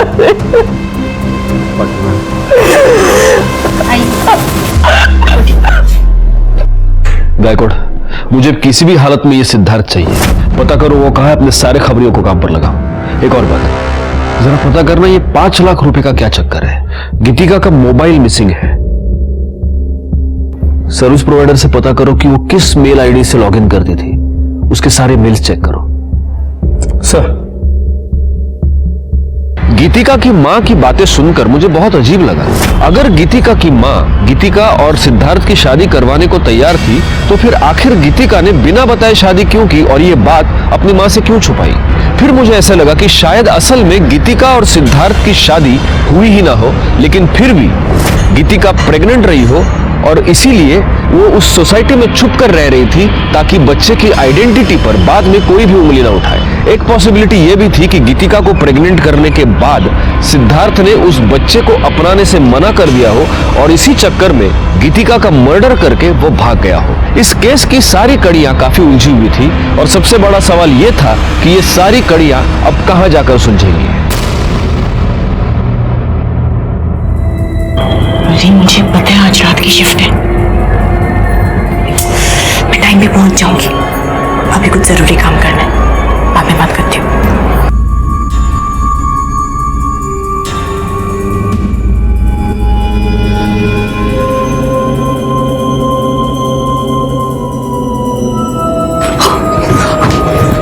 तू यहाँ पे क्या कर रही है? यश तेरा मेरे कमरे में इंतजार कर रहा है, तो उधर जा। मुझे अभी यश के साथ नहीं होता यार, मजा तो मुझे तेरे साथ आता है। ये सब भी हो जाएगा। हाँ? अभी मैं जितना बोल रही हूँ तू उतना कर। अभी तुझे तो सच क्यों नहीं कहती कि तेरा इंटरेस्ट अब उसमें आ गया है? सुन, ये ना मेरा खेल है, मेरा जैसे मन करेगा ना मैं खेलूंगी। तुझसे जितना कहा है मैंने उतना कर।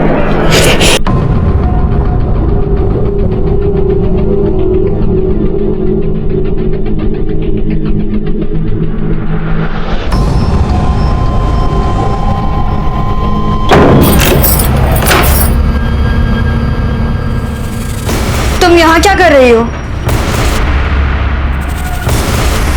वही कर रही हूँ जो इतने टाइम से मैं करना चाहती हूँ।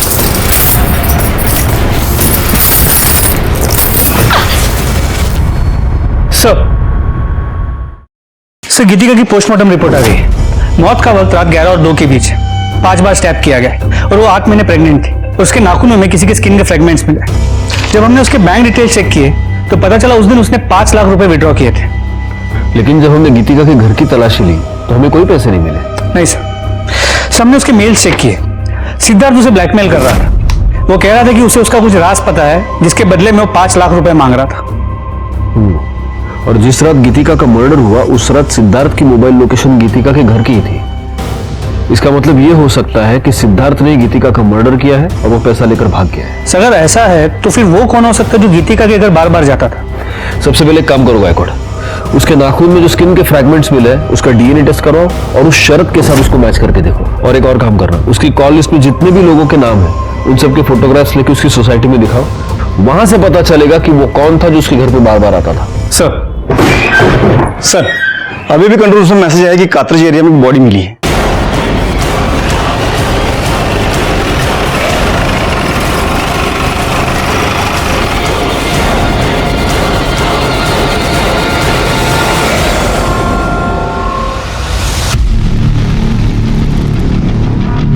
बॉडी को सबसे पहले किसने देखा? मैंने देखा। मैं यहाँ से गुजर रहा था तो अचानक मैंने यश लाश को देखा तो तुरंत मैंने आपको फोन कर दिया। पाटिल मैडम, बॉडी पे कोई निशान या कुछ और? कुछ नहीं सर। गायकवाड़, मुझे नहीं लगता मारने से पहले इसे मोलेस्ट या रेप किया गया है। देखो गले पर निशान है सिर्फ, मतलब गला दबाकर खून हुआ है।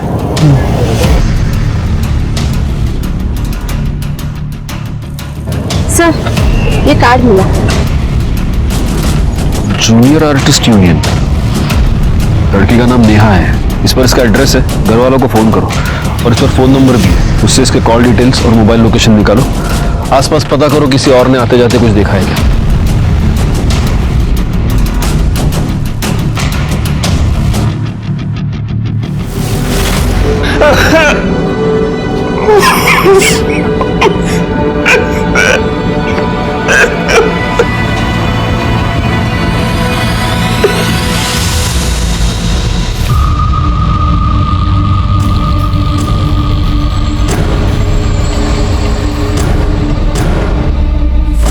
कैसे हुआ ये सब? पता नहीं सर, यह जूनियर आर्टिस्ट का काम करती थी, अक्सर नाइट शिफ्ट हुआ करता था। कल भी था, सुबह फोन नहीं उठा रही थी। उसके बाद पता चला कि जहां पर काम करती थी वहां किसी से कोई अनबन, कोई लड़ाई? नहीं सर, नेहा बहुत मैच्योर लड़की थी, हाल ही में शादी हुई थी हमारी। ये दोनों कौन है? उसके फ्रेंड्स हैं, नुपुर और हिना। ठीक है, अभी आप जा सकते हैं। Thank you. गायकवाड़, ये नेहा जहां पर शूटिंग करती थी वहां जाकर थोड़ी पूछताछ करो। हो सकता है वहीं पर उसकी किसी के साथ अनबन हो गई हो और इसी वजह से उसका मर्डर भी। सर गीतिका से मिलने कौन आता था ये पता चल गया है।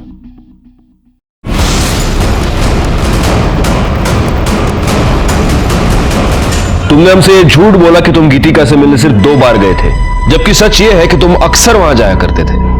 दरअसल मैं गीतिका से प्यार करता था सर, वो भी मुझे पसंद करती थी।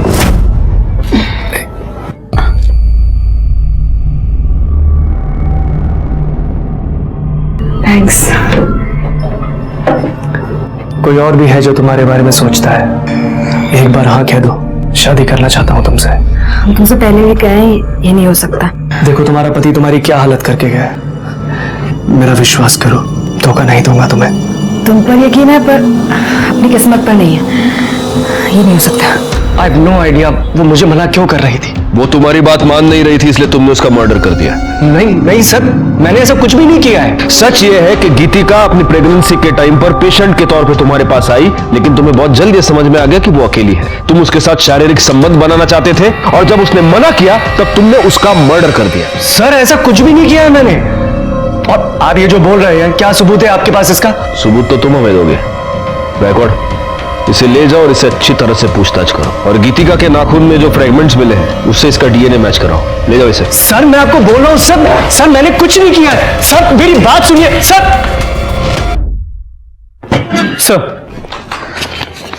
सर नेहा की पोस्टमार्टम रिपोर्ट, उसे गला दबा के मारा गया और मौत का वक्त रात 12 और 2 के बीच। मैंने उसके सेट पर जाके पता किया, लेकिन किसी ने नेहा को किसी के साथ देखा नहीं। सर एक इंफॉर्मेशन मिली है सर, यश की शादी सिर्फ नेहा से ही नहीं बल्कि आरती से भी हुई है, एक ही साथ एक ही मंडप में। व्हाट? यश की 2 बीवियां हैं? क्या तुम दोनों ये नहीं जानते कि 2 शादियां करना अपराध है? सर नेहा ने जबरदस्ती की थी। अगर तूने मुझसे शादी नहीं की ना, तुझ पे रेप चार्जेस डलवा के तुझे अंदर करवा दूंगी। तो तुम ये कहना चाहती हो कि ओरिजिनली तुम दोनों की शादी होने वाली थी, लेकिन ऐन मौके पर नेहा वहां घुस गई और इसने इसके साथ जबरदस्ती की कि वो उससे शादी कर ले। तो तुम्हें गुस्सा तो बहुत आया होगा। कहीं ऐसा तो नहीं कि इस गुस्से में तुम दोनों ने मिलकर नेहा का मर्डर कर दिया? अरे आप क्या कह रहे सर, मैं नेहा से बहुत प्यार करता था। शादी के बाद तो मैं आरती के पास जाना भी नहीं चाहता था। तो नेहा ही थी जो मुझे बार बार कहती थी कि आरती के पास जाओ। आरती, फिर तुम्हें तो बड़ा गुस्सा आता होगा नेहा पर। नेहा इतनी भी सीधी नहीं थी। ऐसा क्या किया है नेहा ने तुम्हारे साथ कि तुम्हारी आंखों में उसके लिए इतना गुस्सा है? देखो आरती, सच को छुपाने की चाहे जितनी भी कोशिश करो, एक ना एक दिन वो पर्द के नीचे से बाहर आ ही जाता है। सर, नेहा के कॉल रिकॉर्ड्स और लोकेशन डिटेल्स, जहां उसकी बॉडी मिली थी उससे आधे किलोमीटर दूर उसका फोन स्विच ऑफ हुआ था और उसे आखिरी कॉल किसी लैंडलाइन नंबर से आया था, जो कि एक पीसीओ का नंबर है। तो ये हो सकता है कि किसी ने नेहा को फोन करके बुलाया हो। करने सर, जहां पर हमें नेहा की लाश मिली थी उसके आसपास का एरिया दोबारा एक बार चेक करो, हो सकता है वहां उसका मोबाइल मिल जाए। सर मुझे ऐसा लग रहा है कि ये सब कुछ यश ने किया होगा। हो सकता है उसका नेहा का झगड़ा हो गया हो और उसने गुस्से में आके नेहा को मार दिया। एक मिनट बैकवर्ड। नेहा के कॉल रिकॉर्ड्स के अकॉर्डिंग वो सिद्धार्थ के टच में थी और उसकी मोबाइल लोकेशन ये दिखा रही है कि जब गीतिका का मर्डर हुआ था उस रात भी नेहा उसी एरिया में मौजूद थी। सिद्धार्थ और नेहा, इन दोनों के बीच कोई कनेक्शन है? नेहा और गीतिका दोनों के पिछले 1 साल के कॉल रिकॉर्ड से करवाए सर।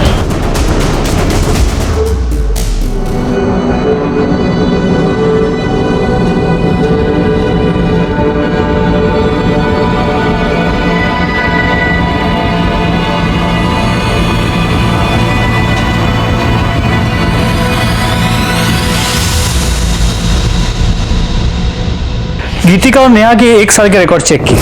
एक इंपॉर्टेंट बात ये पता चली है कि ये दोनों 6 महीने पहले तक रेगुलर टच में थे। इतना ही नहीं, गीतिका हिना और नूपुर के भी टच में थे।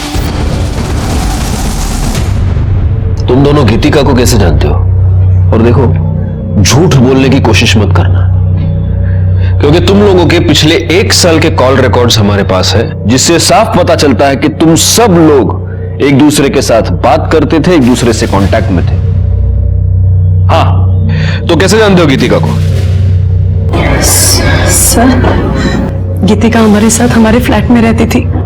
बड़ी अजीब बात है। तुम्हारी एक और फ्लैटमेट नेहा, उसका मर्डर हो चुका है और अब तुम्हारी ये पुरानी फ्लैटमेट गीतिका, उसका भी मर्डर हो चुका है। कैसे टर्म्स थे तुम्हारे? Sir, normal. और नेहा और गीतिका, उनकी आपस में लड़ाई होती थी? नहीं सर। तो फिर जिस रात गीतिका का मर्डर हुआ उस रात नेहा गीतिका के घर के आसपास क्या कर रही थी? ये सिद्धार्थ, ये गीतिका को ब्लैकमेल क्यों कर रहा था? गीतिका ने सिद्धार्थ की पहचान अपनी सोसाइटी में उसके पति के तौर पर करवाई थी। और ये मत कहना कि तुम लोग सिद्धार्थ को नहीं जानते, क्योंकि तुम्हारे कॉल रिकॉर्ड से ये साफ होता है कि तुम दोनों भी सिद्धार्थ को जानती थी, तुम्हारी भी उससे बात होती थी। क्या है ये सब चक्कर? हाँ सर, हमारी सिद्धार्थ से बात होती थी, लेकिन सिद्धार्थ गीतिका का पति नहीं था। वो सिर्फ हमारी हेल्प कर रहा था, जिसके हम उसे पैसे देते थे। कैसी हेल्प?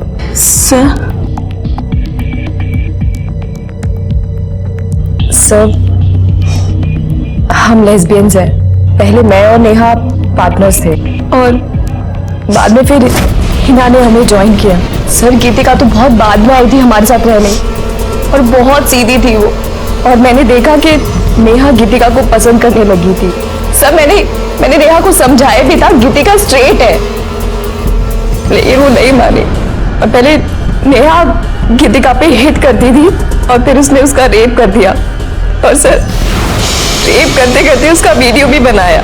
फिर बाद में उसको ब्लैकमेल करा करती थी और बार बार रेप करती थी। और ये सिद्धार्थ, ये कहां से आ गया? इसका क्या चक्कर है? हमारी फैमिली हमारे पर शादी का प्रेशर डाल रही थी, तो हम जब भी घर जाते तो सिद्धांत को घर लेके जाते थे। घर पे ये बताते थे कि वो हमारा बॉयफ्रेंड है, और सर जिसके उसको पैसे मिलते थे, और फिर वही हमें ब्लैकमेल करने लगा कि वो हमारे साथ सेक्स करना चाहता है। और फिर नेहा ने सिद्धार्थ को गीतिका दे दी और फिर वो उसको ब्लैकमेल करने लगा और उसको रेप करने लगा। किस तरह की लड़कियां हो तुम लोग? सच में हमने कुछ नहीं किया, वो सब नेहा करती थी। तो जिस रात गीतिका का मर्डर हुआ, नेहा उसके घर के आसपास क्या कर रही थी? सिद्धार्थ गीतिका को किस बात पर ब्लैकमेल कर रहा था? सर, हमें वो सब नहीं पता, बस हमें ये पता है कि गीतिका सिद्धार्थ के साथ प्रेग्नेंट हो गई थी। और ये बात जब नेहा को पता लगी तो नेहा ने गीतिका को बहुत फोर्स किया कि वो अबॉर्शन करा ले, और उसको धमकियां भी देती थी कि वो वीडियो वायरल कर देगी। लेकिन सर, गीतिका इस बच्चे को नहीं मारना चाहती थी और हमारा पूरा ग्रुप टूट गया। फिर नेहा ने यश से शादी की और हमें यहाँ बुलाया। सर, हमें आगे नहीं पता। राणे मैडम, घेऊन जाना, जाइए। चलो। सर क्या लगता है? अभी तो ये सब कुछ नेहा पर डाल रही है, और नेहा अपनी सफाई देने के लिए बा नहीं सकती। एक काम करो गायकवाड़, गीतिका के नाखून में जो स्किन के फ्रैगमेंट्स मिले हैं उससे नेहा का डीएनए मैच करके देखो। उससे कम से कम ये तो साफ हो जाएगा कि गीतिका का मर्डर नेहा ने किया है या नहीं। सर, जहाँ पर नेहा का फोन बंद हुआ था वहाँ के झाड़ियों के अंदर कीचड़ में मोबाइल मिला है। ये अभी बंद है, ये शायद नेहा का हो सकता है। एक काम करो, इस फोन को चार्जिंग पे लगा दो, देखो शुरू होता है क्या। सर आणि करडे, तो बूटाला गाण लागले, साफ करा। हो सर। सर, गीतिका और नेहा की डीएनए रिपोर्ट्स। सर, गीतिका के नेस में नेहा की स्किन ट्रेसेस मिले। इसका मतलब गीतिका का मर्डर नेहा ने किया, लेकिन फिर नेहा का मर्डर किसने किया? Excuse me. हाँ बोला। क्या? काम पर? सर मैंने कुछ नहीं किया सर। तूने कुछ नहीं किया? तो जिस रात गीतिका का मर्डर हुआ उस रात तेरी मोबाइल लोकेशन उसके घर के पास कैसे दी? हाँ सर मैं वहां गया था सर, लेकिन सर मेरे पहुंचने से पहले गीतिका मर चुकी थी सर। तू गीतिका को ब्लैकमेल क्यों कर रहा था?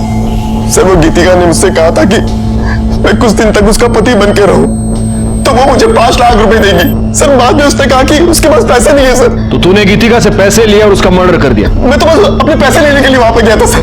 जैसे ही मैं वहां पहुंचा फिर मैं डर गया था सर, मैं वहां से भाग गया। सर, मुझे नहीं पता सर कि गीतिका को किसने मारा सर। गीतिका को नेहा ने मारा, या मैं यूं कहूं कि तूने और नेहा ने मिलकर मारा। सर, गीतिका के मर्डर में मेरा कोई लेना देना नहीं है सर। तो तू नेहा से कॉन्स्टेंटली टच में क्यों था? जिस रात गीतिका का मर्डर हुआ उस रात भी तुमने नेहा से बात की? सर, वो मुझे लगा कि गीतिका मुझे पैसे नहीं देगी, तो मैंने नेहा को ब्लैकमेल करना शुरू कर दिया कि गीतिका के बदले वो मुझे पैसे दे दे, नहीं तो उसके बारे में मैं सबको बता दूंगा। तो तूने गीतिका को नहीं मारा? नहीं सर। और नेहा? तूने नेहा को ब्लैकमेल करना शुरू कर दिया, नेहा ने तुझे पैसे नहीं दिया और इसलिए तूने नेहा का मर्डर कर दिया। सर, मुझे पता भी नहीं है कि नेहा मर चुकी है सर। हाँ, नेहा मर चुकी है और तूने उसे मारा है, लेकिन तू ऐसे नहीं बताएगा। करडे राणे, जब तक मुंह ना खोले धोते रहो इसे। सर, नेहा के फोन का डेटा रिकवर हो गया, उसमें यश और आरती के सुहागरात की वीडियो है, और नेहा ने जो आरती का रेप किया था वो वीडियो भी है।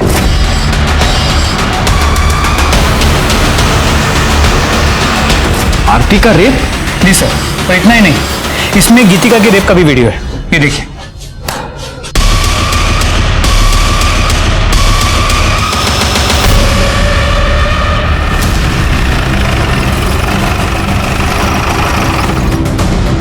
तो आरती, नेहा ने तुम्हारा रेप किया और इसलिए तुमने नेहा का मर्डर कर दिया? नहीं सर, मैंने ऐसा कुछ भी नहीं किया। और तुम दोनों से तो किसी भी तरह के सच की उम्मीद करना ही बेकार है, क्योंकि तुम दोनों तो झूठ ही बोलोगे। सर, हमने आपसे कौन सा झूठ बोला? तुमने ये झूठ बोला कि गीतिका का रेप सिर्फ नेहा ने किया था, जबकि सच ये है कि गीतिका का रेप तुम तीनों ने मिलकर किया था। राणे,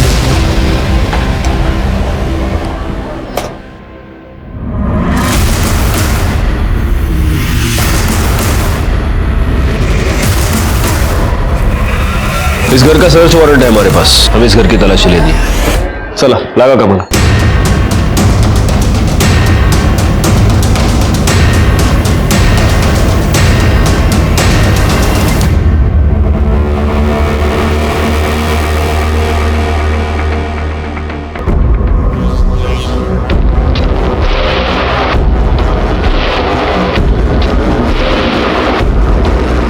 ये सैंडल किसका है?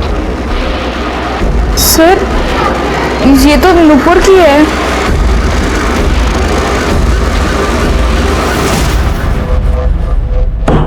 ये फॉरेंसिक रिपोर्ट, इससे साफ होता है कि तुम्हारे सैंडल पर जो मिट्टी पाई गई वो उसी एरिया की थी जहां पर हमें नेहा की लाश मिली। बैकवर्ड।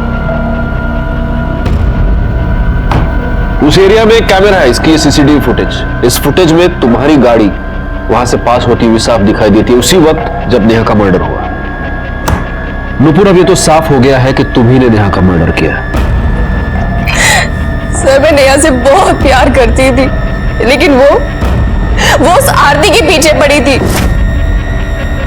उसने आरती का रेप कर दिया। और नेहा जब शूट पे थी, जब मैंने उसे बाहर मिलने के लिए बुलाया था, तूने आरती का रेप क्यों किया? रेप कहाँ किया यार?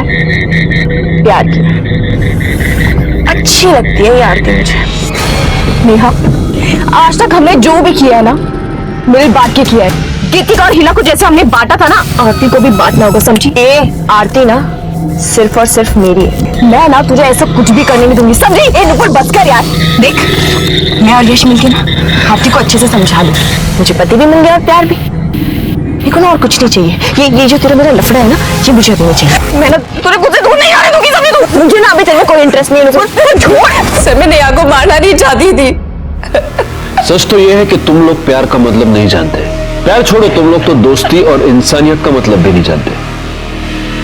अब पूरी जिंदगी जब जेल में सड़ोगी तब शायद एहसास हो जाएगा। गे, लेस्बियन या होमोसेक्सुअल होना कोई बुरी बात नहीं है। आज तो हमारा कानून भी इसे अपराध नहीं मानता, लेकिन किसी पर जबरदस्ती करना, रेप करना बहुत ही संगीन अपराध है। अगर इस तरह का अपराध आपको आपके आसपास घटता हुआ नजर आए तो प्लीज आप पुलिस की मदद मांगिए। इसी के साथ मैं सीनियर इंस्पेक्टर राजेश जाधव आपसे विदा लेता हूं। आप सतर्क रहिए और देखते रहिए क्राइम पेट्रोल दस्तक, क्योंकि मकसद बताना नहीं, बचाना है। जय हिंद। क्राइम पेट्रोल के ऐसे ही मजेदार एपिसोड्स देखने के लिए हमारे चैनल को सब्सक्राइब करें।